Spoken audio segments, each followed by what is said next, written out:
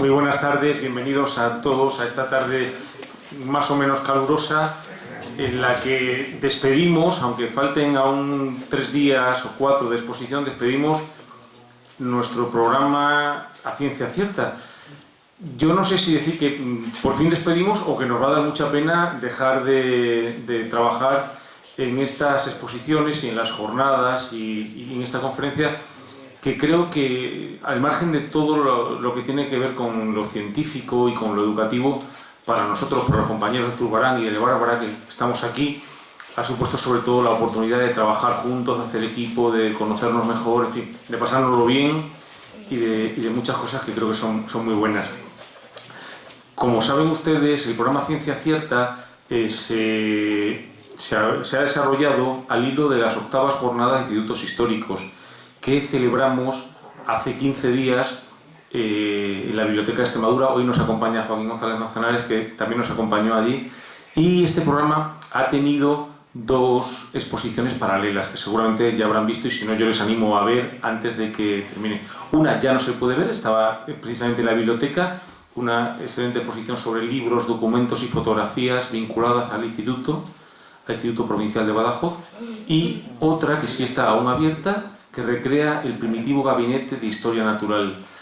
Yo creo que para nosotros, para todos los que hemos participado y para todas las personas que han visto la exposición, al margen del importante valor educativo que tiene y que nosotros hemos vuelto a hacer real, porque lo que nos importaba es que se educase y ha vuelto a educar, creo que la parte de alguna manera que va a perdurar es la de abrirnos a un panteón de extremeños ilustres diferente.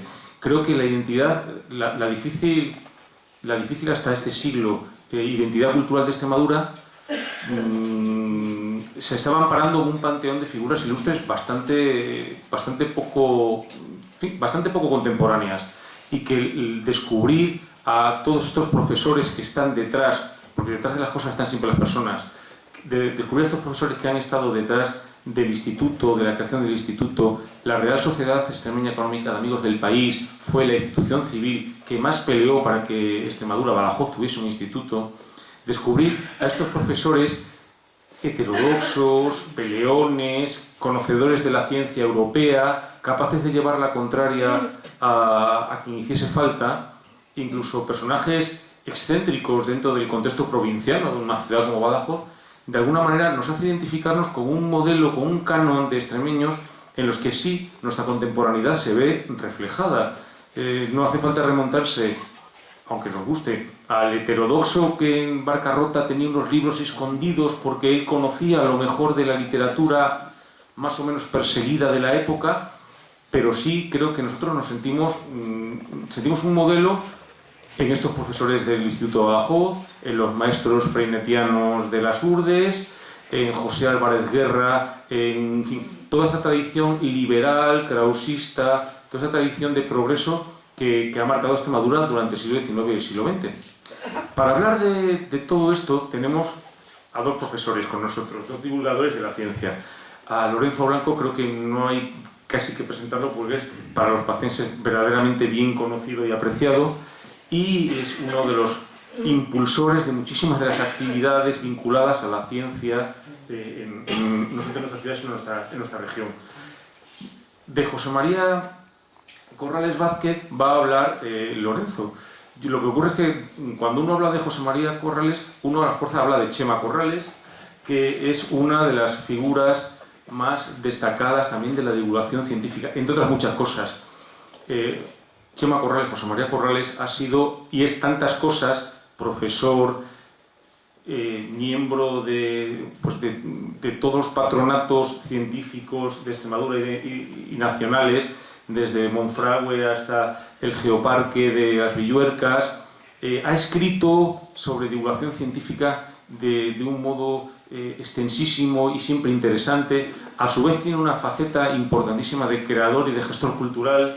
Los gestores culturales, de hecho, son obra suya, y también fue director general de promoción cultural. De hecho, yo en mi vida laboral de lo que más contento estoy es de los jefes que he tenido. Aquí tengo uno y otra, y yo siempre he tenido muchísima suerte con mis jefes. Son gente con la que he aprendido muchísimo, y Chema fue una de las personas con las que más he aprendido en esta cosa del trabajo. Así que estoy seguro que sus palabras, su conferencia, les va a encantar, porque su capacidad para divulgar la ciencia y su amor por la ciencia es enorme, y además su entusiasmo es verdaderamente contagioso. Pues no hay mejor manera, en nuestro caso, para terminar a ciencia cierta que oír a Chema. Y ahora, muchísimas gracias. Muchas gracias.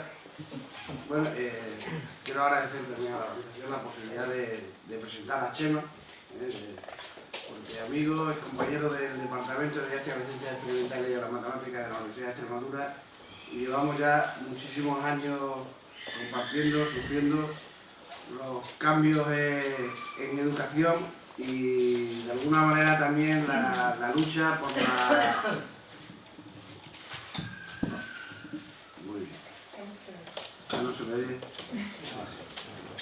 Pues mira que dice la gente que tengo una voz fuerte. Bueno, digo que es compañero del departamento desde hace mucho tiempo y hemos llevado una lucha eterna por lo que es la divulgación de la ciencia y de las matemáticas en Extremadura y bueno, en muchos lados, ¿no? Intentando meter un mundo que en algunas veces se dice que es muy complicado, ¿no? Cuando me dijeron que presentara a Chema, me acordaba porque además se me dio casi en el mismo tiempo, una frase que me dicen, que me dijeron 2 minutos antes, ¿no? Que es cuando uno dice, yo soy de matemáticas, yo soy de ciencia, ¿no? Ahí siempre uno encuentra interlocutores que dicen, a mí yo soy de letras, ten cuidado, ¿no? Y entonces yo en muchas ocasiones cuando me dicen eso, le contesto y le digo, yo soy de matemáticas, pues yo no tengo por qué leer el Quijote, por qué leer libros de historia, por qué saber cómo va la sociedad, ¿no? Eso se entendería como una especie de incultura y sin embargo la falta de conocimiento de la ciencia parece que es a veces como consubstancial, ¿no? Y digo esto porque yo creo que si hablamos de Chema, pues hay una persona que aúna de una manera clara lo que es no solo la preocupación por la ciencia, por la divulgación de la ciencia, sino además su participación en lo que son todo el aspecto cultural de Extremadura. De hecho fue director general de promoción cultural de la Junta hace unos años, durante cierto tiempo, ¿no? Entonces es una persona que siempre ha manifestado una cierta preocupación no solo por su actividad profesional como científico, sino también en todo lo que tiene que ver con la relación con la sociedad. Esta mañana cuando lo llamé y le dije, Chema, mándame algo del currículum, me dijo, como me ha dicho muchas veces, pues estoy contando cigüeñas.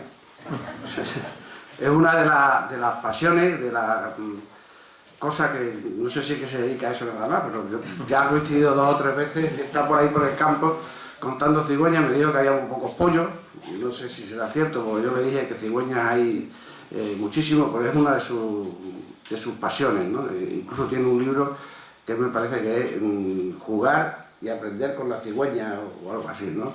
Lo cual muestra que no solo es el conocimiento científico, sino que también es la idea de divulgar y de hacer llegar a la población en general ese interés por descubrir lo que tiene en su entorno. Y sobre todo, además, me consta que lo hace de manera intensa con los alumnos de la Facultad de Formación, porque también otras de las veces lo llama y le dice, estoy con los alumnos en el campo mirando animales, mirando, yo qué sé, los ecosistemas, ¿no? O sea, que es una de sus ocupaciones.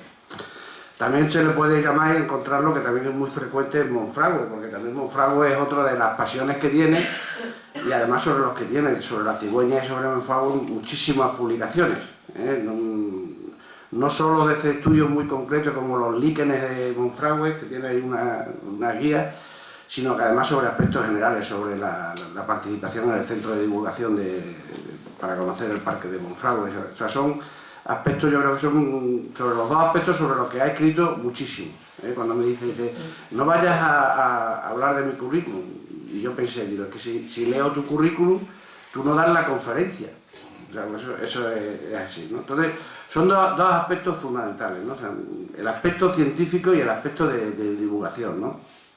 Tiene manuales. La última vez que tuvimos una reunión de consejo de departamento, me traje 2 manuales que había hecho sobre divulgación para los alumnos y para la gente, que me parece fundamental. Porque a veces yo creo que nosotros mismos, los propios extremeños, desconocemos mucho lo que es lo que tenemos en nuestro entorno, ¿no? Entonces, son completamente necesarios que haya personas que desde su sabiduría científica nos digan exactamente qué es lo que tenemos, cómo lo tenemos y sobre todo que no, con ese entusiasmo con el que nos lo transmiten, pues seamos capaces de valorarlo, ¿no?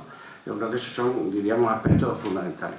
Y también otra faceta que quería destacar, y con eso ya lo dejo, porque esto es el aspecto de haber participado siempre en lo que son los estudios de impacto medioambiental, la preocupación para que, digamos, nuestro ecosistema, nuestros campos, no solo los campos, sino las ciudades, porque me consta también que en algún momento he estudiado la fauna de algunos centros urbanos, ¿no?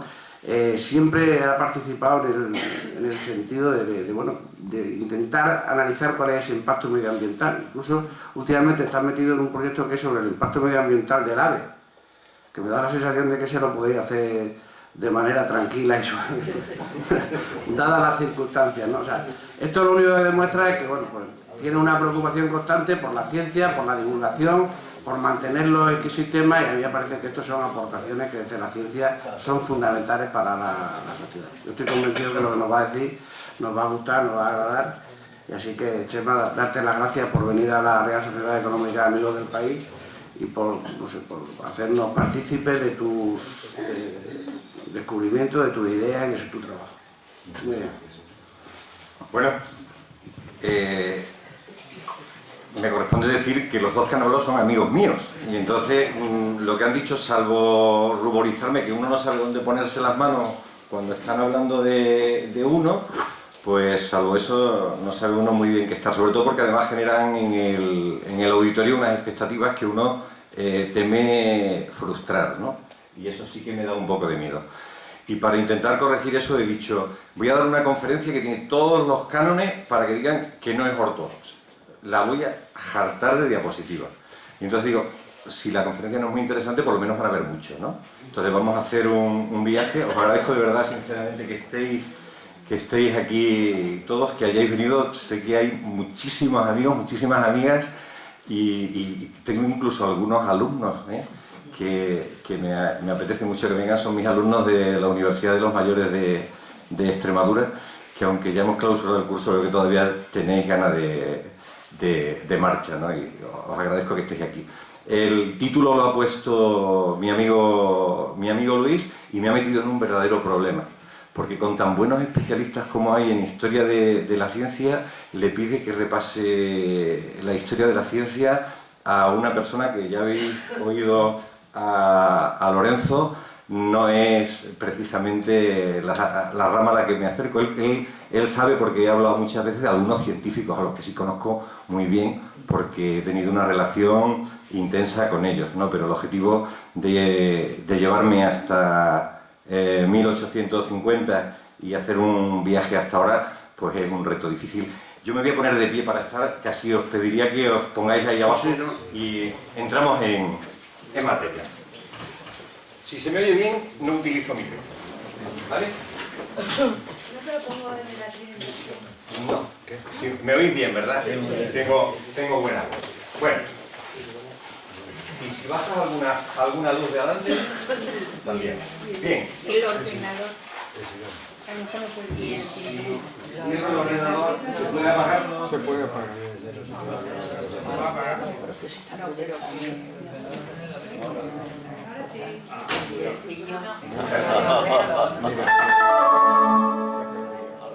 Se puede apagar.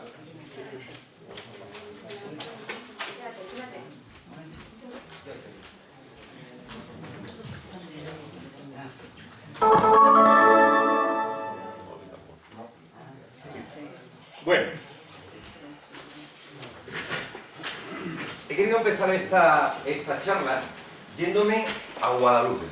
Guadalupe es un pueblo y villa que todos conocéis, que es muy reciente, o sea, en 1400 prácticamente empieza a crecer una puebla en torno a un hecho que es la aparición de la Virgen a Gómez Becerra, y desde hace 6 siglos ha ido creciendo hasta ser lo que es hoy.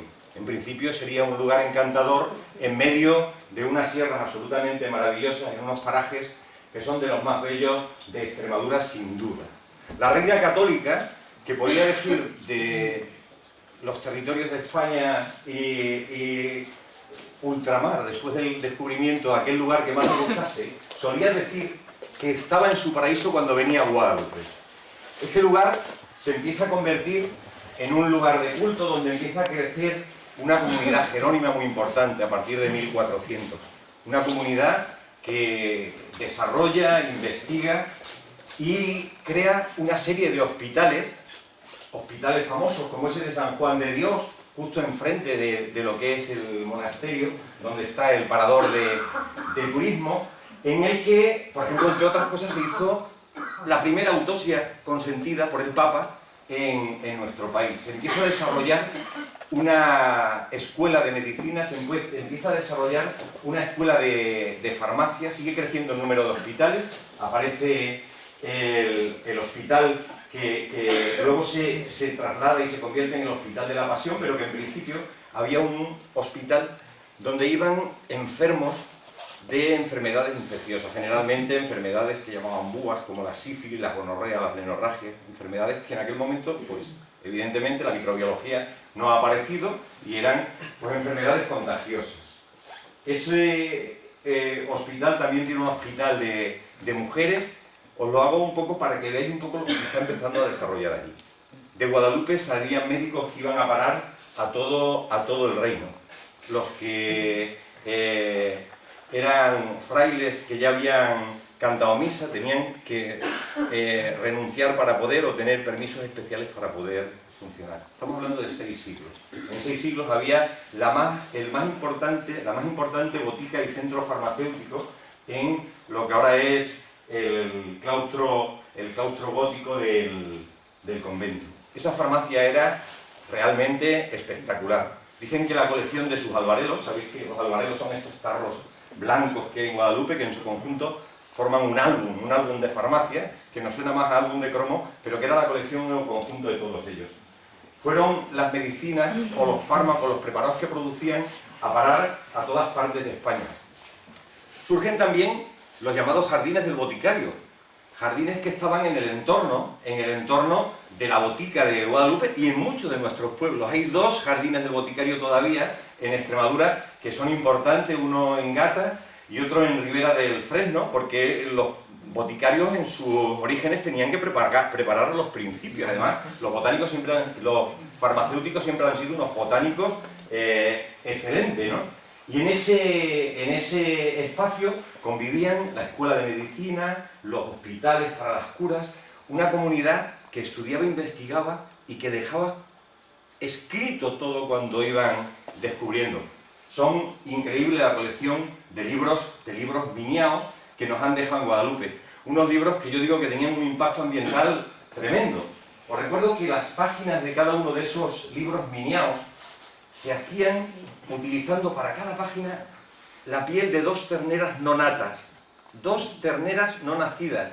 Es decir, que para poder sacar una página de esa tenían que matar a una vaca y de esa vaca sacar la piel antes que se oscureciera con el paso del tiempo. Allí dejaron escrito lo que hay y el coste que tuvimos fue tremendo, ¿no? He puesto colección de vacas para que os hagáis una idea. Antes de que nazcan ya no las habríamos cargado. Y en los claustros, en las 2 fuentes, la que está en el templete central y en esta fuente, ¿sabéis qué hacían? Ponían panes para que enmohecieran. Esos panes se convertían en lo que los frailes llamaban panes verdes. Panes verdes. Panes que tenían un efecto milagroso en la lucha contra algunas enfermedades de las que he contado, la sífilis, la gonorrea, la plenorragia. ¿Y a qué se debía? Pues se debía a que sobre el pan, evidentemente, crecían unos pinceles. Unos pinceles que hacían que determinadas personas, hace 6 siglos, milagrosamente sanaran. Los frailes no lo saben, no lo supieron nunca, pero habían descubierto los efectos de la penicilina. Tuvieron que pasar 500 años para que este señor, Alexander Fleming, descubriera por casualidad lo que los frailes no vieron, que el penicillium produce una sustancia que tiene la capacidad bactericida de matar las bacterias que tienen en su entorno, o al menos inhibir su crecimiento. Y esto me lleva a una pregunta como prólogo de la conferencia. ¿Qué habría pasado si la Facultad de Medicina en su origen, o la Escuela de Medicina, si la Facultad o Escuela de Farmacia y si la comunidad, aquella científica que escribía y minaba libros, hubiera seguido nuestra universidad, en vez de haber cumplido el pasado año 40 años, tuviera 600? Seguramente hablaríamos de otra cosa en Extremadura. ¿O qué habría pasado aquí en Badajoz si el saber de la dominación árabe hubiéramos conseguido lo que se hizo en Toledo, tener una escuela de traductores importantes? ¿Qué habría pasado? ¿Qué conocimientos de astronomía tendríamos desde hace tantos años? ¿Sería nuestra situación igual que la que tenemos? Pues no, pero este no es el encargo que me habían hecho. Me habían dicho que me viniera a 1850 y que me viniera a Extremadura. He tomado esta imagen de la Diputación, que sin duda, pues seguramente es posterior. No sé el año, pero por ahí. Y vamos a cómo estamos en Extremadura a mediados del siglo XIX. Según el Diccionario Biográfico de la Ciencia Moderna, se dice que no existía en Extremadura ningún científico que ejerza aquí o que esté aquí en el siglo XIX. Don Antonio Ventura decía que los que había se habían ido fuera y que había habido pues, una verdadera diáspora de la inteligencia de nuestro científico. Hay una cita también muy curiosa, que es de Regino de Miguel, que en una velada aquí en el Ateneo de Badajoz decía que Extremadura en ciencia es al resto del mundo lo que España es al resto del mundo civilizado. No nos deberíamos de preocupar, porque nuestro Miguel de Unamuno, sabéis que defendía la célebre sentencia de la cual nunca se arrepentirá bastante. Yo no sé qué había tomado ese día de que investiguen ellos. Pero esa es la situación que teníamos aquí. Solamente había una esperanza en dos cosas, en el teléfono y el ferrocarril. Se pensaba que esos inventos servirían para cambiar la realidad de Extremadura. Es la época del positivismo. Y llegamos a 1845 y al célebre Plan Vidal, que con una filosofía de enseñanza nueva, con una apuesta por la educación, tanto en la universidad como en los institutos, da un paso importante en un decreto que es de septiembre, hace un plan o maqueta de universidades que sigue dejando el hueco de Extremadura, pero que tiene el acierto de incluir la creación de institutos en las capitales, en cada provincia un instituto. Y así surgieron nuestros dos institutos, el Instituto de Cáceres y el Instituto de Badajoz. El 13 de noviembre de 1845 surge el Instituto de Badajoz y he puesto esa imagen con ese cuadro de profesores que he visto luego ya la foto muy mejorada en la exposición y además he descubierto un personaje que me hacía falta su foto y que resulta que forma parte de esa imagen, de ese claustro tan estirado, tan togado que veis ahí en la imagen. Unos institutos que desde el principio se diseñan con una preocupación por la ciencia, entre comillas. Digo entre comillas porque en su diseño se pedían que hubiera unos gabinetes de física, de historia natural, muy bien dotados y muy bien equipados. Pero la verdad, si vais leyendo la historia de la educación en estos centros que tan magníficamente ha tratado Felicidad Sánchez Pascua en el caso del Instituto de Badajoz, os vais dando cuenta que la limitación de los recursos siempre era importante. Ahora cuando hemos visto la exposición nos damos cuenta de que es que además los recursos que tenían eran muy buenos, pero eran francamente caros. Ese plan establecía también como condición que además de esos gabinetes de historia natural, en los institutos tenía que haber un jardín botánico y un herbario. Y ya en 1846 nos encontramos con el primer problema. El Instituto de Badajoz está en San Antón y no tenía lugar para hacer un jardín botánico y un huerto. Total, que el ocurrente director de ese momento, ya sabéis los directores que siempre hay que echarle imaginación a la cosa, hablan con el ayuntamiento y piden al concejal de paseos, que se llamaba entonces, que le ceda un trozo del Parque de San Francisco para tener allí su jardín botánico y tener el lugar de donde sacan los herbarios. Tuvieron solo 2 años con el jardín de San Francisco porque el concejal se le dio que aquello no era muy visitable y que las plantas que ponían no eran plantas típicas de paseo, no le importaba que no fueran educativas. Y entonces, como veis, la situación tuvo que volver a reajustarse y es verdad que ya consiguieron tener algunos espacios ajardinados o suplir durante años la ausencia de un jardín botánico en nuestro instituto. Mi querido amigo Fernando Pérez, lo veis ahí porque él es uno de los que documenta, escribe un libro realmente maravilloso que analiza la situación de la Extremadura decimonónica en este ensayo, que es ese libro que veis aquí, que es el darwinismo en Extremadura. Y lo he traído hoy, primero porque Fernando era mi amigo, segundo porque la última vez que estuve en Badajoz estuve en esta sala con él, y porque me parece que dentro del buen elenco de investigadores de la ciencia que tenemos en Extremadura, él es sin duda una pieza importante. Hace un repaso de una historia muy curiosa que pasa en vuestro instituto y en la ciudad. A raíz de la publicación del origen de las especies de Darwin, pues la noticia viene muy lenta a España. Después de la edición inglesa tardaron 15 años en publicar una edición traducida al español, al castellano. Y a partir de ahí el darwinismo llega aquí.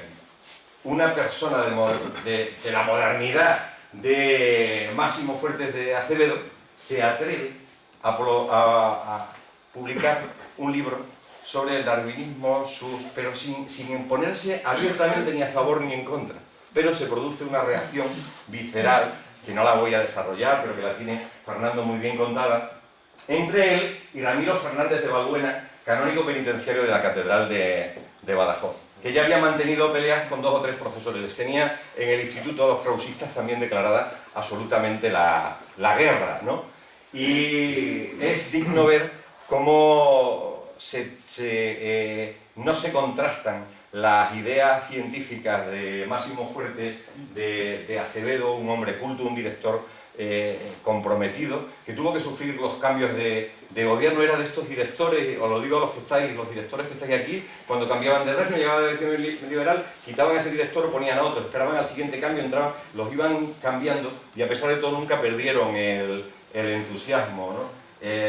Francisco Franco y Máximo Fuertes se fueron alternando en el gobierno del Instituto Técnico de Badajoz durante bastante tiempo, digo, sin perder ninguno de los dos el entusiasmo.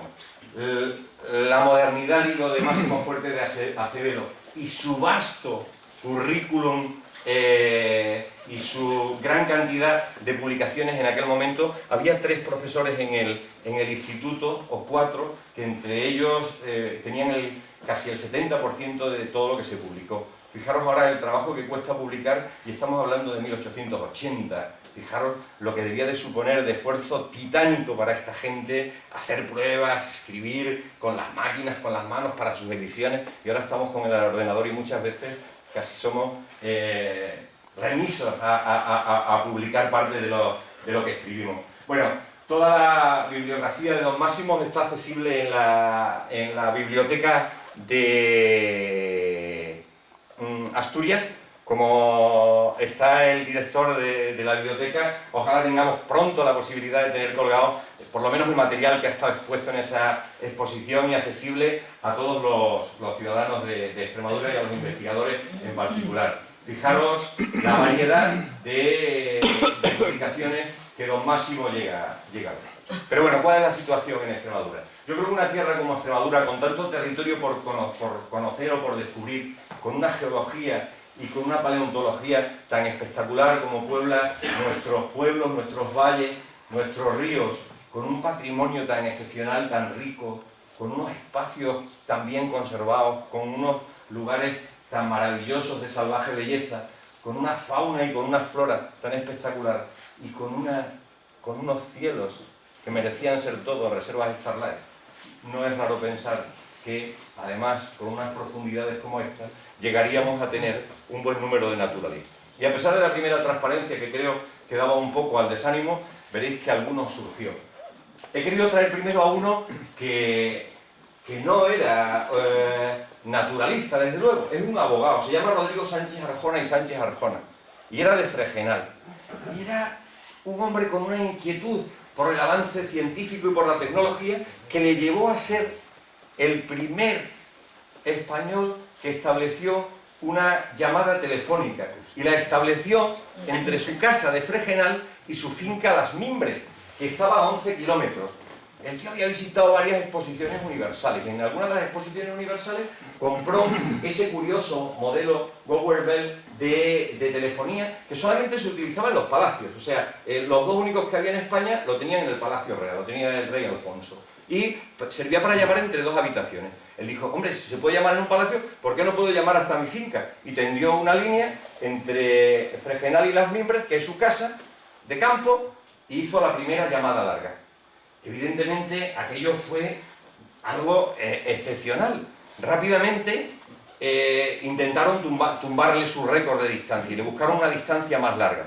La siguiente vez que consiguió batir el récord de máxima distancia fue porque convenció para que la línea de telégrafo la pudieran utilizar con los teléfonos y hacer una llamada a Sevilla. Y le volvieron a querer vencer el récord que tenía Rodrigo Sánchez Arjona. Y ya lo último que hizo fue a Cádiz y ya lo dio por perdido porque los americanos estaban también empezando a querer hacer llamadas a larga distancia. Es un hombre muy curioso, su biografía bien merece la pena, y os voy a contar una cosa curiosísima que pasa con él. Esta es la finca de Las Mimbres, esa finca que os he contado. Se ve que además de los teléfonos, su curiosidad le llevó también por explorar algunos árboles curiosos. Y eso que estáis viendo ahí es un gigantesco ciprés de los pantanos. Está en Las Mimbres y lo debió de traer de alguna exposición. Estos cipreses son capaces de vivir en terrenos absolutamente pantanosos y cubiertos con agua. Sabéis que el encharcamiento permanente de las raíces dificulta el que un árbol pueda vivir. Riego sí, pero sin pasarse. Y estos árboles, este ciprés de los pantanos, vive aquí porque tiene un curioso sistema para evitar el encharcamiento. Se llaman neumatóforos, son sistemas para respirar a través de la raíz. Entonces, cuando está todo el suelo alrededor del ciprés cubierto de agua, por estos neumatóforos el árbol respira y puede seguir viviendo. Bueno, era solo deciros que no era una persona rara solo y preocupada por las comunicaciones, estaba también preocupado por más cosas. En mi repaso he intentado ver de qué científicos he hablado y me han salido esos. Los voy a tratar, ya veis que voy muy rápido, ¿no? Ventura Reyes Prosper, Rosso de Luna, Hernández Pacheco, Marcelo Rivas, Vicente Sos, José Lustó, Francisco Hernández Pacheco y Salvador Rivas. Todos ellos veis que han nacido después de 1850 y todos ellos han muerto ya. Y en esa saga voy a ir uno a uno desgranándolos un poco. El primero me vais a decir, pero Chema, ¿cómo un ornitólogo? Si don Ventura Reyes Prosper, don Buenaventura José María y de todos los santos Reyes Prosper tiene fama de matemático. Pero como aquí hay matemáticos que sí lo conocen, saben que Ventura Reyes, en primer lugar, fue licenciado en Ciencias Naturales. Y además, su tesis doctoral no era de matemáticas, sino que hizo un catálogo de las aves de España, Portugal e Islas Baleares, que lo acabó en 1885. Había nacido fortuitamente en Castuera porque su padre, que trabajaba en minería, había pedido un permiso para trabajar en el tren que venía de Ciudad Real a Badajoz, y eso le lleva a la familia Reyes y Prosper a estar en Extremadura. Es en primer lugar catedrático de varias ciudades del centro, está en Teruel, está en Cuenca y está en Toledo, donde desarrolla una buena parte de su vida. No consiguió venir a Badajoz ni consiguió un sueño por el cual no debió de apostar mucho, y es llegar a ser profesor de universidad, porque él trabajaba una materia en la cual no tenía la formación, tenía los conocimientos, pero no tenía la formación inicial. Y evidentemente, muchas veces sabéis cuál es la postura que tenemos en algunos centros y en algunos gremios corporativos. Investigaciones sobre fósiles es de los primeros miembros de la Sociedad Española de Historia Natural. Hay 4 profesores del antiguo instituto que lo fueron antes de final de siglo, lo cual empieza a demostrar que la gente aquí también se había dado cuenta que no podían hablar de una ciencia extremeña, de una ciencia de Badajoz, de una ciencia, tenía que ser una ciencia más abierta. Ya se habían empezado a formar la Sociedad Española de Historia Natural.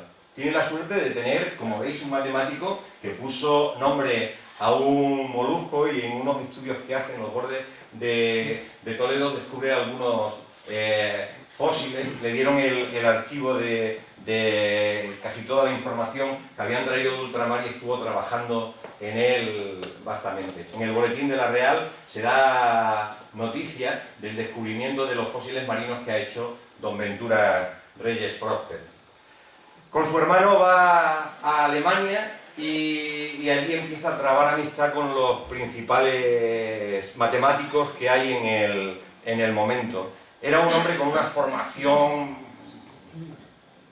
muy vasta, tenía conocimiento de 5 o 6 idiomas, que en aquella época debía de ser algo tremendo, y había abandonado ya entonces la ciencia. Él ya se había empezado a poner más bien corpulento y decidió que él quería trabajar en gabinete. Y se puso a trabajar en su despacho, empieza a escribir. Tienen la fama de ser el primer extremeño que publica un artículo en una revista científica de prestigio internacional, esas que ahora llamamos con las comillas de alto impacto o de impacto máximo, y además fue un magnífico divulgador. Su conocimiento de varias lenguas, su capacidad para poder leer obras de otros sitios, fue sumamente importante para que pudiera empezar a conocer lo que estaba pasando. Los grandes maestros de las matemáticas dijeron siempre que qué lástima que Ventura no hubiera salido fuera, que hubiera sido un cambio drástico el que se habría producido. Trabaja por modernizar la enseñanza de las ciencias y la docencia, porque su aspecto docente fue magnífico. Las valoraciones que hacen sus alumnos de él fue realmente increíble. En su campo de la ciencia aparecen casi todos los primeros inventarios de ornitólogos que había por Europa.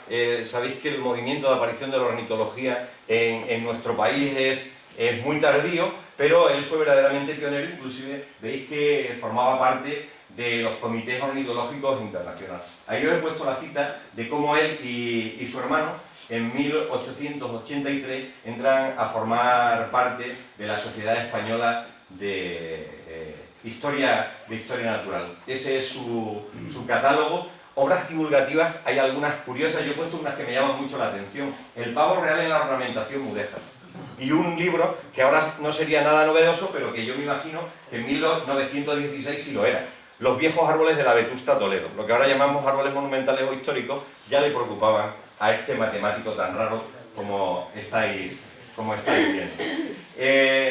Hay un montón de imágenes curiosas de la vida. Los mejores catálogos de fotos históricas de Toledo siempre aparece don Ventura. Debió de pagar a alguien que le hiciera estos reportajes en los que aparece siempre también acompañado con los responsables, el director general de enseñanza de la época. Y estas las he puesto porque, fijaros, era el centenario del Greco, o sea, lo mismo que estamos celebrando en este momento, y aquí veis a don Ventura acompañado de José Ramón Mérida, acompañado de Cosío, acompañado de todas las autoridades que harían pues un poco lo que acabaremos haciendo nosotros este año, de ir todos a ver el Greco, si alguno de vosotros todavía no lo ha hecho ya. Hay un científico que lo voy a dejar por fuera, no le voy a dedicar más tiempo, pero que yo creo que hay que ponerse detrás de él, porque es su hermano, Eduardo Reyes Próspero, que fue catedrático de botánica en la Universidad Complutense y que es de los primeros en escribir trabajos serios, también biográficos, de Antonio José Cabanillas. Le dejo ahí, en esa despensa de científicos que tenemos que ver, y dejo a un ornitólogo y me voy con un astrónomo. Un astrónomo que también me vaya a decir, oye, nos están metiendo aquí a la gente forzada, porque ese astrónomo es Rosso de Luna. Le suele llamar Teixeira, le llama el astrónomo frustrado. Porque el pobre hombre hizo unos descubrimientos increíbles, pero nunca le permitieron entrar dentro de los centros astronómicos ni de Madrid ni de San Fernando, que era donde a él le hubiera gustado. Tiene una cosa curiosa, esa es su casa en Logrosán, y esa era su casa cuando debió de nacer allá por el 15 de marzo de 1872. Fijaros qué curiosidad, sus padres llegaron a Logrosán, igual que los de Ventura, a Castuera.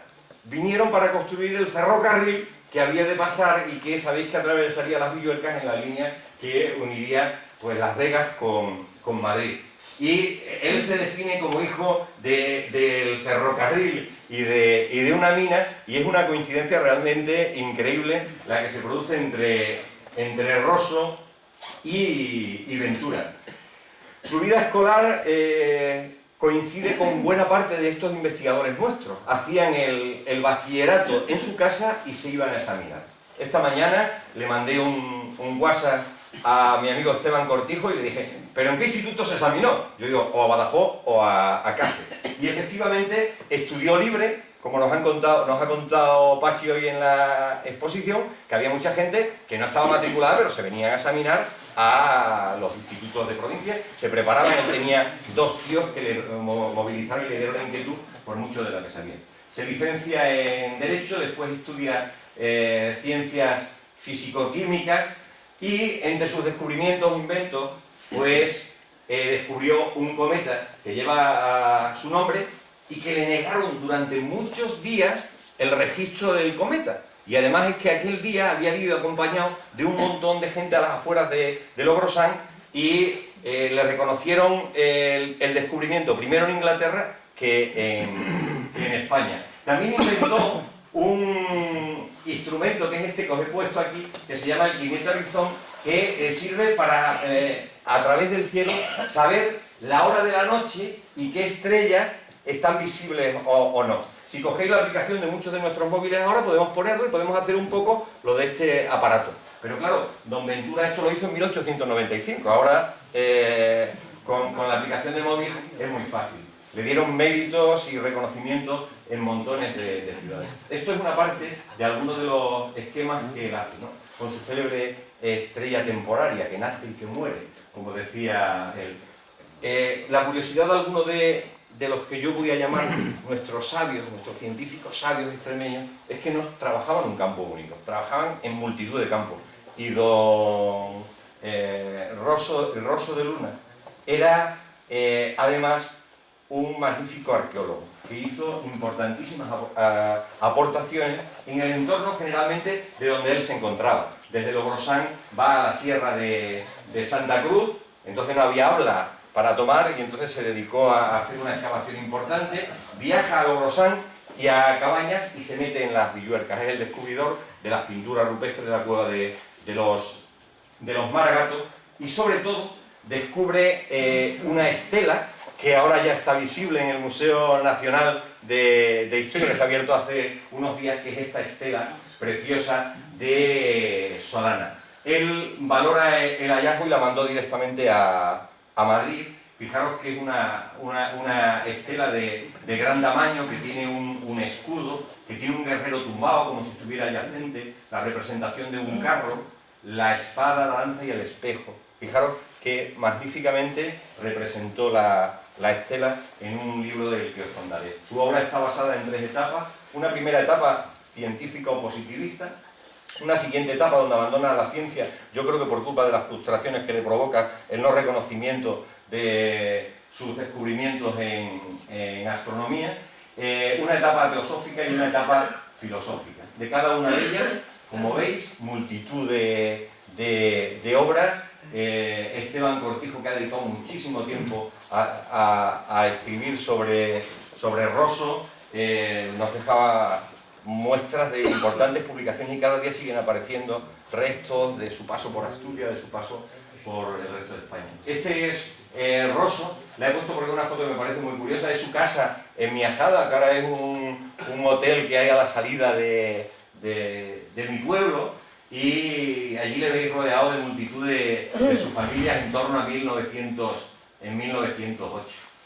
evidentemente como teósofo crea la sección de la Sociedad Española, publica y dirige una revista que se llamaba Hesperia, y crea una logia, Hipatia, curioso nombre, ahora que tras la película de Amenábar se vuelve a recuperar el nombre de Hipatia, otra también astrónoma matemática, no sabemos cómo contar. Multitud de obras del currículum de Rosso, y esta dedicatoria que él hace a su pueblo, el libro este que se llama Legado Histórico, son unos escritos hechos por él a mano con su cuaderno de notas, porque gran parte del reconocimiento que consiguió con algunos de sus descubrimientos se debían a que era, como buen científico, muy metódico en la toma de datos y de sus observaciones. Ahí veis, por ejemplo, el mapa que hace del cerro de San Cristóbal y la dedicatoria que hace desde París a su pueblo cuando le entregó el montón de pliegos que formaban su cuaderno. Muere en Madrid en noviembre de 1931 y es sin duda uno de nuestros extremeños maridos. Un botánico, Marcelo Rivas Mateo. Marcelo es el padre de una saga de botánicos que nace en Serradilla, curioso pueblo que forma parte del Parque Nacional de Monfragüe. Fijaros que esta es la plaza del ayuntamiento y este es el pináculo el rollo de jurisdicción de la villa, que se lo cargaron y lo han vuelto a reponer, que tenía señalando los 4 polos 4 cabezas de lobo. Es el escudo de Serradilla, una cruz con 4 cabezas de lobo. Ya veis que los pueblos del entorno de Monfragüe, Río Lobo y Serradilla siempre tenían lobos en sus escudos. Bueno, pues en ese pueblo, con esa vegetación, nace Marcelo Rivas Mateo. Estudia farmacia, viene de una saga de farmacéuticos, su padre, sus tíos, por supuesto sus hijos, son farmacéuticos y llegó a ser catedrático de la Universidad de Madrid. En la Universidad Central fue primero catedrático de mineralogía y luego acaba siendo catedrático de botánica. La curiosidad es que hace su tesis, la realiza sobre un estudio que se llama Vegetación y Flora de la provincia de Cáceres. Es un libro realmente precioso, imprescindible, y todavía lo seguimos utilizando, y estamos hablando de casi 100 años desde que él lo publicara. Además, Marcelo es de estos naturalistas que no estaban tan atados a la redacción de artículos que tenemos ahora en las revistas, que hacen que la calidad literaria, que la expresión, no sea parte de lo que escriben. Don Marcelo, cuando habla de la vegetación de Monfragüe, eso que os he puesto ahí, la zona de los berbegones, dice: ningún lugar para encontrar la refinada estética de la naturaleza. En menos de 100 metros conté más de 200 especies vegetales metafitos distintos. No hay pluma capaz de describir esto, y quien lo intentara se quedaría en meras manifestaciones de entusiasmo. Fijaros qué manera más bella de definir lo que ahora llamaríamos, con todas las palabras, una biodiversidad de orden y poner un número detrás. Él lo hace de una manera absolutamente literaria y maravillosa. Está claro que le pegaba la pasión de Serradillano, pero está claro que Monfragüe no le decepcionó desde luego a don Marcelo. Hace la clasificación de muchos de los grupos, en concreto de especies de pinos, de algunas especies de orquídeas que va a conocer. Se compromete políticamente en aquel momento, forma parte del grupo de los liberales, y eso le lleva a tener un correo, una correspondencia con don Miguel. Don Miguel, que desde luego ya sabéis que la ciencia no le preocupaba, sí le preocupaban algunos de los avances que había en las letras, y le manda esta curiosa carta que recuperamos en el Museo de Unamuno, ¿no?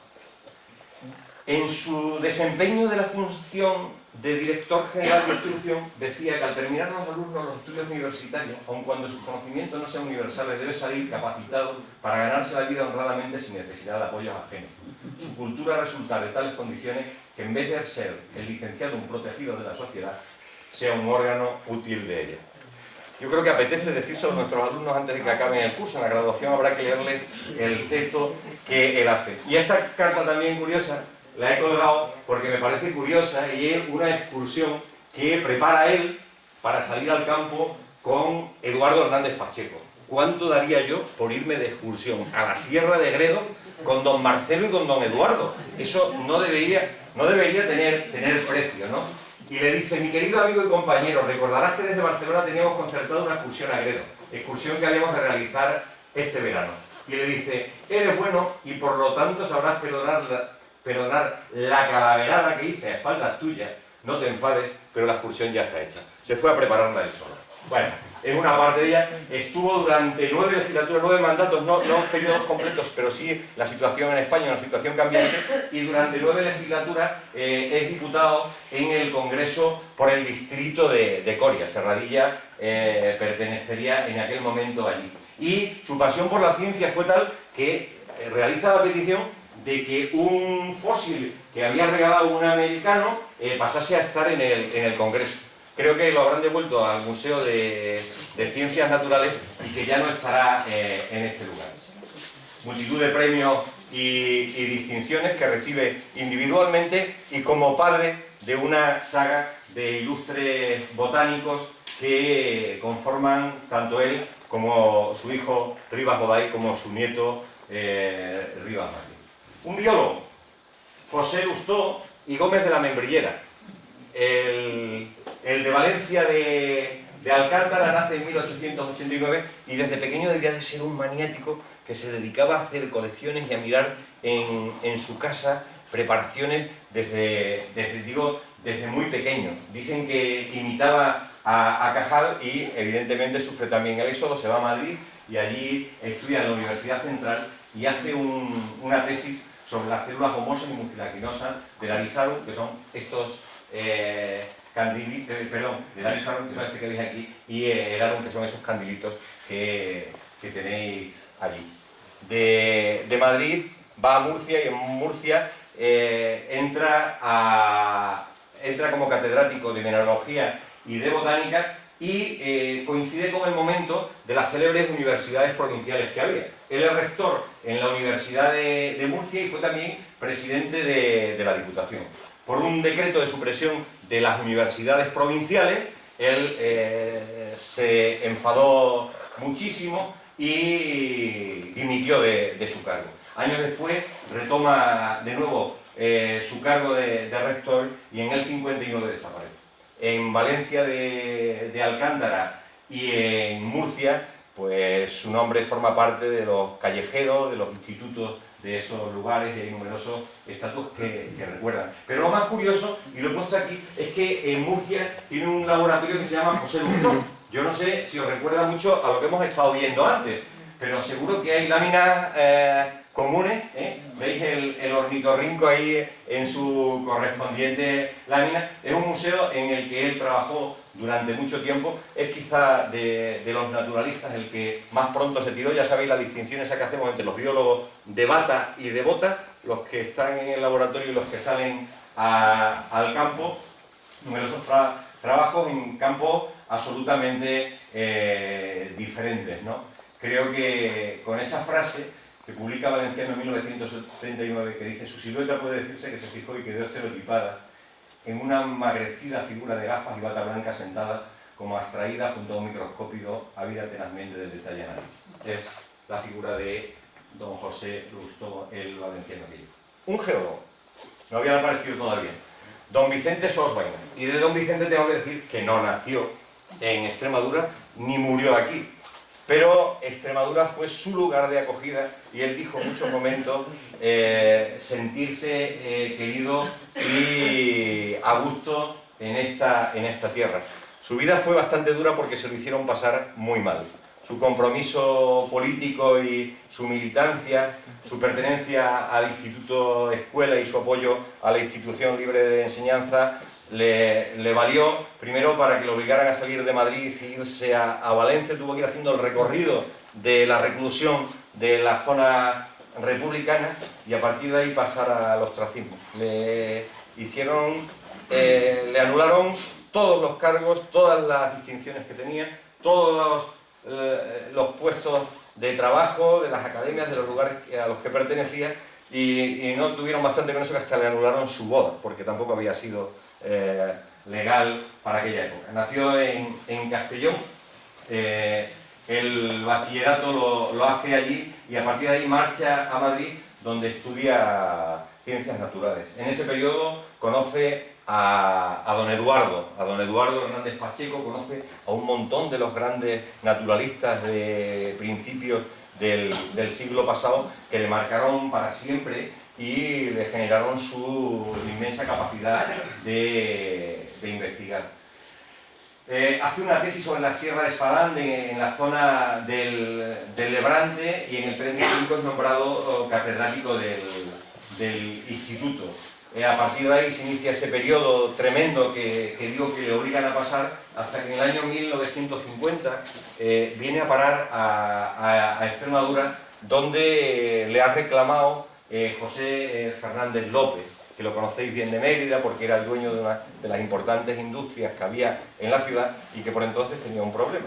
Tenía un problema y era que necesitaban localizar yacimientos de casiterita en Extremadura.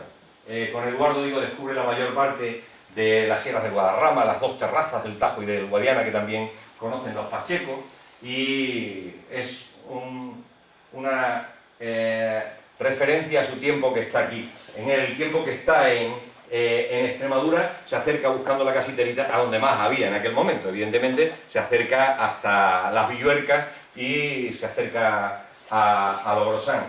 Allí conoce y le acompañó durante muchas sesiones el padre de mi amiga Inés, don Matías Rodríguez, que nos ha dejado hace muy poco y que me ha pasado algunas fotos de él con don Vicente y me contaba pues, el método que esos vainas. De estos naturalistas por lo menos hemos tenido la suerte de que si directamente yo no he podido salir al campo con ellos, lo he hecho por la boca de Matías, o lo he hecho por la boca de alguna gente que les acompañaba, gente que cargaban sus equipajes, que traían en un carro las piedras, los fósiles o las rocas que recogían y que desde luego nos aportaron mucha información. La foto me parece que es de la película de Javier Cercas, imaginaos el aire.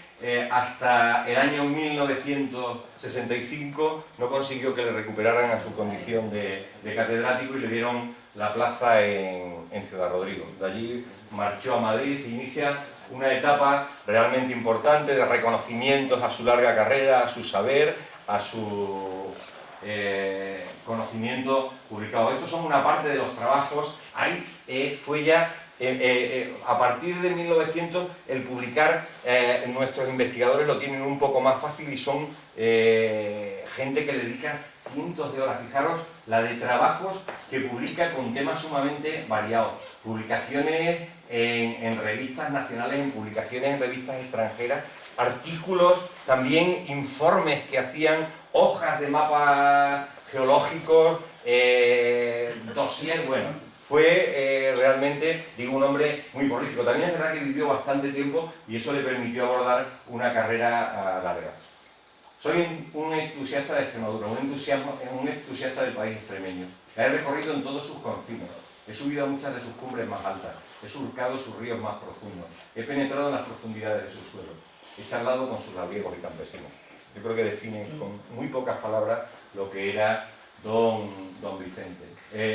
José Fernández López, digo que es el que le motiva para que venga a investigar, y ahí lo tenéis por las Villuercas intentando conseguir casiterita para hacer estaño, era para soldar las latas que había. En Mérida entregó toda su colección, su fondo pasó a manos del Ayuntamiento de Mérida y allí se crea el Museo Geológico en lo que era el antiguo costurero que estaba al lado de los juzgados.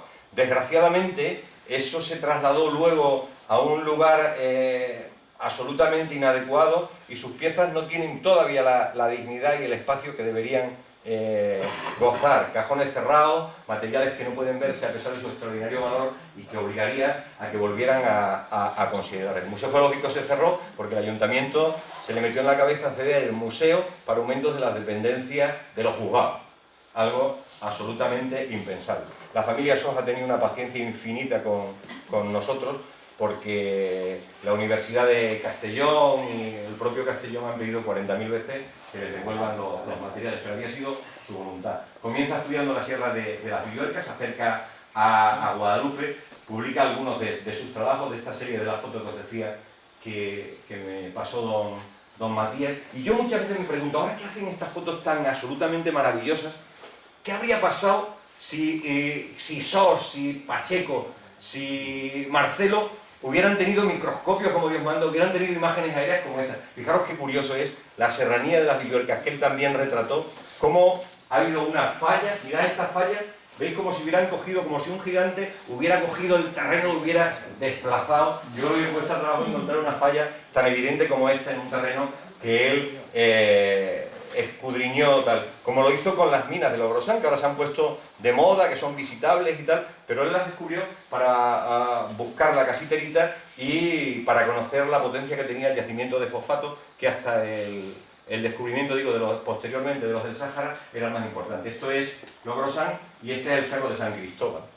San Cristóbal es un enclave de granito en medio de las pizarras paleozoicas que lo rodean, y al emerger ese granito, en los contactos da lugar a unos filones que son ricos extraordinariamente en metales y que se aprovecharon con minas como Costaraza, el Serranito y demás. Y él lo había visto, él hace este libro que sigue siendo de absoluta actualidad. Su conocimiento, pues yo digo que a ver cómo lo consideráis, pero en 1865 sigue siendo un libro de obligada actualidad. Cuando hemos hecho el proyecto para la declaración del Geoparque de Villuerca y Bore, seguimos tirando del saber de los Hernández Pacheco, seguimos tirando del saber y de la aportación de Sos Bainás, ¿no? Yo cuando en el año 2012 en Noruega nos dieron el reconocimiento para el Geoparque de Villuerca, en aquel momento me decían, ¿de quién te acuerdas? Y yo decía, pues yo ahora me acuerdo de qué pasaría si pudieran disfrutar de esto don Eduardo Hernández Pacheco, don Vicente Sos, don Matías, cómo lo habrían o cómo lo vivirían. Fue un día glorioso para la comarca, y las campanas de esa catedral que ponía de ese monasterio tocaron por el reconocimiento. Todo esto es una larga serie de los que él conoció, y finalmente vuelve a Castellón, donde dice que fue enterrado. Él había pedido que a su entierro echaran una bolsa con los diferentes periodos geológicos que habían compuesto la historia de sus antepasados. Fijaros que manera más bonita de que a uno le den tierra. Entre esos pompones de la cueva de Castañar de Ibor, cristales de Aragonito, hablamos de un geólogo, de don Francisco Hernández Pacheco y de la Cuesta. Sí, habréis dado cuenta que me he saltado don Eduardo, es que lo dejo para el final. Don Francisco es el primer hijo de don Eduardo Hernández Pacheco, igual que su padre. Estudia geología y se especializa, trabaja durante mucho tiempo con él, que eso fue muy importante, yo creo que para el crecimiento de los dos. Él ya tiene una especialización geológica. Su padre es el ejemplo de naturalista de final de hace dos siglos, de 1800 y de todo el siglo pasado. Nació el 16 de febrero en Valladolid porque su padre en ese momento estaba dando clase en el Instituto de Valladolid. Hacía poco se había ido del Instituto de Cáceres al Instituto de Valladolid y a Córdoba.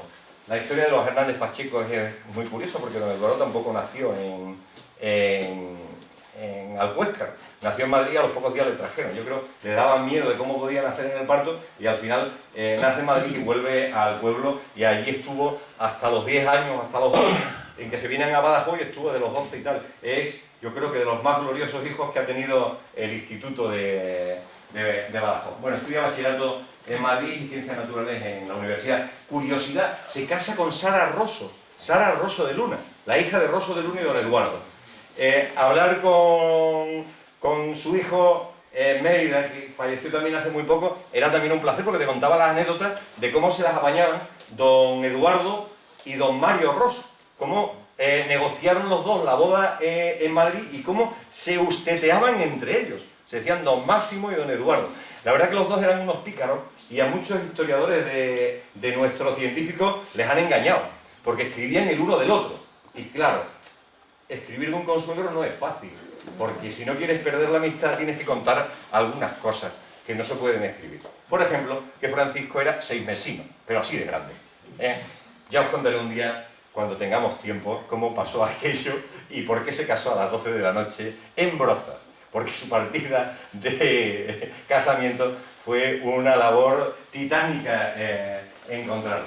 Bueno, veis que hace ya una carrera mucho más universitaria, al estilo tradicional, pero siempre muy cercana también al Museo de Ciencias Naturales y al Museo de Historia Natural. A partir de su padre, él ocupa en la Real Sociedad importantes cargos, en algunos casos sustituyendo a su propio padre como secretario, vicepresidente o presidente honorario. Participa de algunas de las curiosas expediciones por África que le encargan a su padre, la parte de búsqueda de yacimientos, como el tema de los fosfatos, como el conocimiento le lleva a publicar importantes trabajos. Y hay algunas descripciones de científicos de la época que se mostraban muy preocupados por el tema de que don Eduardo y don Francisco estaban exclusivamente dedicados muchas veces a hacer informes técnicos. Porque imaginaos ahora, Lorenzo, que decía de los estudios de impacto ambiental. Tú imagínate lo que sería que uno le encargue en el estudio de impacto ambiental de la realización o del cambio de 1 millón de hectáreas de dehesa de encina para convertirla en el Plan Badajoz. Imaginaos lo que eso supone de conocimiento científico, de analizar tierra, de buscar datos. Bueno, pues Eduardo, Francisco y 2 botánicos, Marcelo y Rivas Goday, se encargan de estudiar esas vegas del Guadiana, de esa zona de regadío de esta tierra nuestra, y tenemos libros que son realmente increíbles, ¿no? Amén, digo, de esas excursiones que van para la Guinea, para el Sáhara, para tal. Distinciones y condecoraciones, ya veis, por todas partes, a nivel nacional, a nivel en el extranjero es condecorado el bueno de don Francisco. Y he querido poner algunas fotos porque es que Eduardo y Francisco eran unos fotógrafos alucinantes, ¿eh? Hacían unas fotos, la colección de placas que están en el Museo de Ciencias Naturales es increíble, lo que pasa que generan mono. Luego, cuando has visto la placa, quieres intentar identificar esos paisajes ahora en Badajoz, en el río, en la Portilla de Cíjara, pero sin embalse, en García Sola, porque claro, eran los sitios que él estratégicamente había fotografiado, ¿no? Estamos haciendo un trabajo de componer la imagen que aparece en los trabajos de Francisco y de Eduardo y la imagen actual, ¿no? La foto de blanco y negro y la foto de color. Pero veis que eran unos fotógrafos para hacer placas de cristal realmente increíbles. Si lo hubieran tenido la posibilidad de disparar con cámaras digitales, no sé lo que nos habían dejado. Hay una vinculación con la montaña, que es una afición que luego va a compartir con su hijo Rivas Martínez, y que tiene su calle evidentemente en Valladolid. Hay un montón de piezas que proceden de Eduardo y de Francisco, fósiles de las Villuercas que lo entregaron. Es la generosidad de los científicos que han cogido el material, lo han inventariado, lo han puesto en valor y forma parte del museo. Por eso el enfado mío de que ese museo esté cerrado o esté inaccesible a la mayor parte de los ciudadanos. Fijaros los fondos que tienen los pachecos en el Museo Geológico de Extremadura, en el antiguo lavadero. Su preocupación por la arqueología, igual que su padre, se preocupa por la aparición de restos de lo que sería del proyecto que ahora dirigen Toni Canal y Eudald Carbonell, pero que, oye, ya había vivido aquí quien le había echado sus horas a intentar descubrir esto, venían de Madrid a intentarlo investigar. Y de vez en cuando te pasan cosas curiosísimas, ¿no? Hace un poco de tiempo, recorriéndome las vegas del Guadiana en busca de los volcanes del centro de la península, llegué a la zona de Calatrava y en medio de ello me encontré lo que se llama el mar de la laguna de la Posadilla. Y allí en el cartel un texto de don Francisco Hernández Pacheco. O sea, ¿sabemos de verdad que tenemos volcanes en mitad del río Guadiana? Pues allí, en esa zona, en una zona, además con algunos narcisos preciosos, en lo alto de una montaña aparece el cráter que está cubierto ahora un lago que sirve de refugio por una comunidad de anátidas y demás impresionante. Pero es una zona preciosa, pero coño, en 1932 don Francisco ya lo había visto y lo había descrito, ¿no? Qué maravilla saber, este es el paraje, ¿no? Fijaros qué cosa más bonita. Y esta es la pradera donde hice la foto a los narcisos. Muchísimas publicaciones, como digo, que corresponde ya para esto, era imposible haceros los listados. En listado de artículos pueden ser como 119 o algo así, me parece. Y su curiosidad, su padre, su abuelo y él están enterrados, y otra vez más el abandono. ¿Qué trabajo les costaría de poner las letras de las tumbas de don Francisco y de don Eduardo? Esto fue curiosísimo porque la puerta de entrada del cementerio de Alcuéscar la diseña en granito don Eduardo. Y dice que él, cuando se muera, quiere que le entierren en el suelo. Y ya habían empezado a construir los nichos. Y hombre, ¿cómo le vamos a enterrar? A mí no me vayáis a meter en un agujero de eso. A mí me metéis en el suelo y así también lo debió quedar dicho su hijo. Rivas Goday es hijo de Rivas Martínez, nace en 1905 y estudia ya en Madrid. Su padre es catedrático de la Universidad Central y él hace un estudio o una revisión de las orquídeas. Y vuelvo a lo mismo, en 1926 don Salvador Rivas ya ha escrito su revisión de las orquídeas.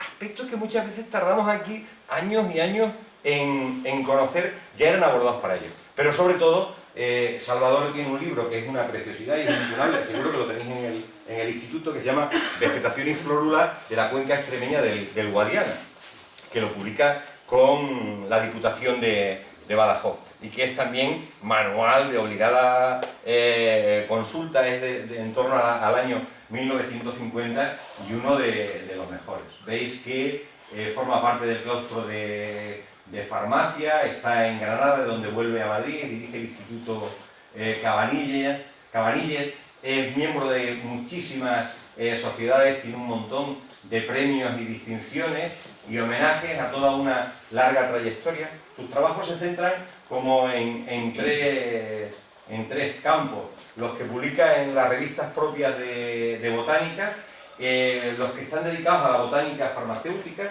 y los que están dedicados a la botánica pura. Bueno, la producción, digo, es increíble, organizada por periodos. Fijaros un poco lo que es y lo que representa. Para Extremadura, sin duda, su aportación principal fue los magníficos estudios que realizó principalmente en la cuenca del río Guadiana y evidentemente como serradillano en el valle del río Tajo. El naturalista. Y el naturalista es el último de los científicos que yo abordo. Es don Eduardo Hernández Pacheco y Esteban. Es considerado el padre de los naturalistas, el padre de la geología moderna en nuestro país. Nace en Madrid, pero digo que viene rápidamente a vivir a Alcuéscar, y en Alcuéscar pasa su infancia. Estudia en el Instituto de Badajoz y de ahí se va a Madrid, hace su licenciatura en Ciencias y hace una tesis sobre el sistema central a sierras de Montánchez. Aprueba la plaza y viene de profesor a Cáceres, de Cáceres va a Valladolid, de Valladolid va a Córdoba. En Córdoba se implica además políticamente, se presenta al ayuntamiento, es concejal y teniente de alcalde del ayuntamiento, y empieza a desarrollar también su compromiso con la pedagogía y con la enseñanza de la ciencia. Se mete de lleno con los institucionalistas, con la gente de la Institución Libre de Enseñanza. Él había hecho en realidad lo que los institucionalistas proponían. Él organizaba con las excursiones, a las cuales lleva a Sos Vaina, lo llevaba de excursión a la Sierra de Guadarrama, a la fuente que se llama de los geólogos, que en honor suyo era de los maestros de la enseñanza de la naturaleza, en la naturaleza, y por ahí está. Tuvo que tragárselas y envainárselas, pero le depuraron de su cátedra durante la guerra y al final le devolvieron solamente al Museo de Ciencias que pasa a dirigir. Este es un poco el cronograma de lo que hace. Fue también bastante longevo, se vino ya muy mayor a Madrid porque había tenido una hemiparexia y bueno, fue tremenda porque le paralizaron una parte y al final tuvieron que amputar también. Bueno, fue un final duro en el cual pues, recibe multitud de reconocimientos y homenajes. Tiene evidentemente un fósil que es la Clínica Pachecoy y bueno, multitud. Digo que la obra de él es una obra básica. Ese aire así de gran señor, de investigador, de científico, con su pipa, su barba grande. Ahí lo veis trabajando en el departamento de Geología de la universidad. Curiosamente tiene también una novela, una historia novelada que se llama La Brigadiera. La Brigadiera es la mujer de don Francisco Pacheco Antillano, que era su padre y abuelo de Francisco, ¿no? Y él escribe esta historia junto a multitud de trabajos. Sus investigaciones en paleontología han servido de tal. Muchas de las distinciones que tiene no son hechas por por geólogos solo, sino por historiadores, porque se metía en cuevas y en lugares donde uno pensaba, de allí no sé cómo conseguiría salir, pero su curiosidad y su afán investigador le llevó a recorrer multitud de sitios. Es un poco de los padres de la ciencia. Y ahí he puesto Monfragüe para no olvidarme que en este país él es el primero que conoce la experiencia de la declaración de los parques nacionales en Estados Unidos. Y a partir de esa experiencia empieza a convencer que la mejor estrategia para conservar el territorio es la declaración de un espacio. En 1917 solicita por primera vez la declaración como parque nacional de la Portilla de Peñafalcón o Salto del Gitano, como le conocemos, en Monfragüe. 1917. Hasta 1979, y después de una pelea tremenda, porque la vegetación de Monfragüe se la estaban cargando para plantar eucaliptus, no conseguimos que Monfragüe fuera declarado espacio protegido. Y hasta 2003 no conseguimos que fuera parque nacional. Casi 100 años tuvieron que transcurrir desde que don Eduardo solicitara por primera vez la declaración. Es considerado uno de los mejores geógrafos del paisaje. Y esta foto es muy curiosa porque era un fotógrafo también alucinante, ¿no? Pedí a un compañero de filosofía y letra que me diera la foto de cómo ha quedado la calderita. Fijaros que esto y es esto mismo, es el yacimiento de la calderita, solo que esta es una foto, este es don Francisco Hernández Pacheco, y este es Bruil que está haciendo los calcos por primera vez de la cueva de la calderita en Zarza la Zarza se llama ahora, ¿no? Y ahí tienen algunas de las pinturas que me ha pasado de cómo han quedado después de la restauración. Fijaros que hasta 2011 la calderita tampoco ha sido protegida como bien de interés cultural con la categoría de zona arqueológica. Algunas de las imágenes de don Eduardo, ahí le tenéis al lado de un sarcófago tomando sus anotaciones. Era curioso porque sí que conocí la persona que le cuida los últimos 7 años cuando viene al Cuéscar y cómo le acompaña a partir de 1931 y cómo le cuidaba las fincas que tenía, y es una parte del saber importante. Tenemos la mala costumbre de llamar dientes de perro a estas pizarras puestas en pie por un bautizo que él le dijo, son como colmillos o dientes de perro, y lo fue implantando, y yo creo que ya todos cuando salimos al campo decimos los colmillos y dientes de perro, y fue don Eduardo el primero que utiliza esa simbología. Pero bueno, yo hoy aquí había venido porque Luis estaba empeñado que viniera a contaros un secreto. Y el secreto es ese que estáis viendo ahí. Esa es la puerta de entrada de la caja fuerte donde se encuentra el secreto mejor guardado del mundo, que es la fórmula de la Coca-Cola. Y como Luis me ha pedido que os revele el secreto de la Coca-Cola, yo lo he traído. Para hacer la Coca-Cola se necesita citrato de cafeína, ácido cítrico, extracto de vainilla, jugo de lima, flavorín, espesantes y demás. Esta es la fórmula de la Coca-Cola y aquí está apuntado. Ahora os voy a decir una cosa, esta es la fórmula de la Coca-Cola original. Ahora mismo no autorizaría ninguna institución sanitaria a producirla.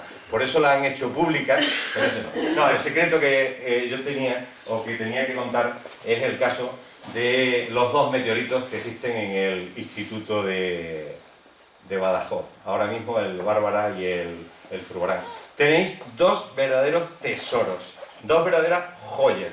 Los únicos bólidos que tenemos en nuestra región en manos de una institución pública. Están en la exposición, y curiosidades de ellas, cuando caen uno en Olivenza en 1924 y el otro cae en Guareña en 1892. Desde 1892 se encarga don Eduardo de hacer un vaticín absoluto de cómo era el bólido, qué composición tenía.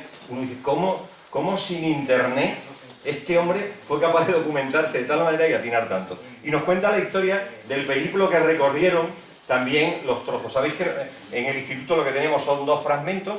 Uno de ellos, cuando caen, lo pasan a Madrid, al instituto, y una parte vino al instituto. En la colección del museo, esta es la exposición, estos son los meteoritos que se visitan en el Museo de Ciencias, y hay, aquí abajo, están los 2 nuestros, que son este, que es el que cayó en Guareña.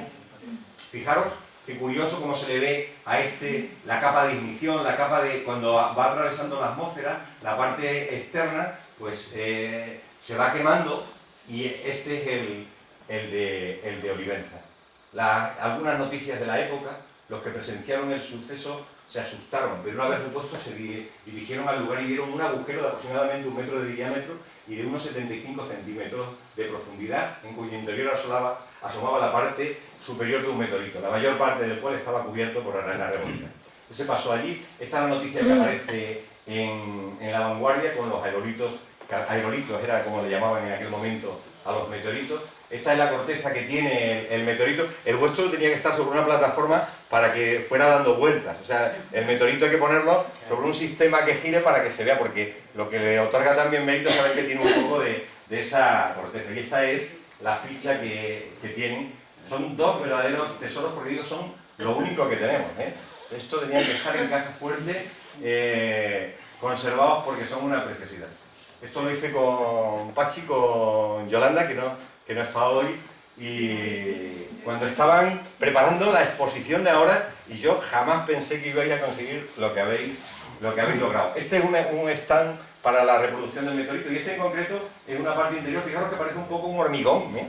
Este es un fragmento muy pequeño, una lámina mínima del meteorito de Olivenza, y está puesto sobre una placa con un sistema solar para que dé vueltas y así se le ven las caras. Esto es los textos que acompañan de las descripciones que hace don Eduardo, y con eso yo creo que, como ya he descubierto el secreto, acabo. He puesto aquí una foto en la que he querido decir que los que he dicho son todos por mérito nuestros grandes sabios, pero que no están todos. Hay algunos que no están, que no podía desarrollar más, que allí habéis tenido una paciencia infinita aguantándome. Este es mi amigo Matías Rodríguez. Este es el de Bernardo Verás, Viñuela, don Eladio Viñuela. Este es don Salvador Rivas Martínez, que afortunadamente sigue vivo. Y este es don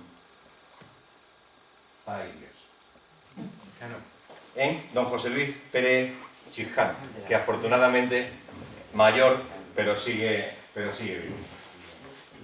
Quiero decir esto, que tenemos mucho que seguir, que la transparencia primera que puse de la sensación de desolación solamente se tiene cuando no se investiga y cuando no nos metemos a conocer la realidad en profundidad de Extremadura.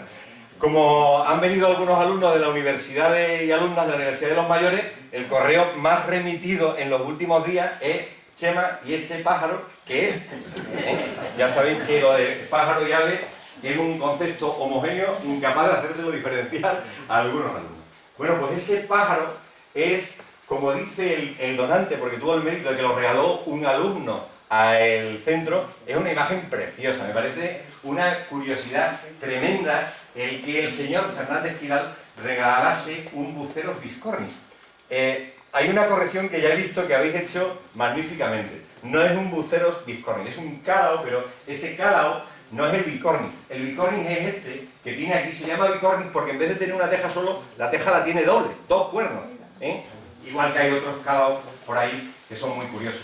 Son unos pájaros que tienen la curiosidad de que emiten un sonido parecido a un dinosaurio. Parecido a un dinosaurio. En gran parte promovido por la teja, que les va a servir como órgano de control de temperatura y también como órgano fonador. Termino ya diciendo que en esta tierra ha habido gente que ha pintado mucho y hay gente que viene detrás pero tiene que seguir pintando. Porque si esta gente, en las condiciones que han trabajado, sin medios, publicaban, escribían, salían en el campo, investigaban, ¿qué no pueden hacer las generaciones nuevas que nos siguen para poder haciendo que la realidad de Extremadura cambie? Yo creo que ha sido un gran acierto de verdad que hayáis trabajado tan duro para mostrar a la gente lo que se ha visto en estas exposiciones que habéis tenido en la biblioteca y en el Palacio de la Diputación. A modo de conclusión, y por increíble que os parezca, la cinta en Extremadura se apoya, como titulamos, en rostros reconocibles dentro y fuera de nuestra tierra. ¿Les conocíamos nosotros?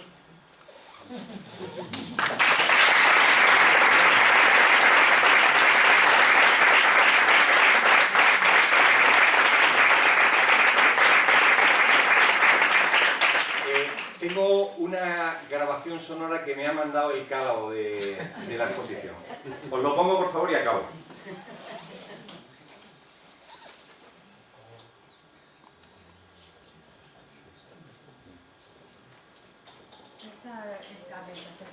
¿Está bloqueado el sonido?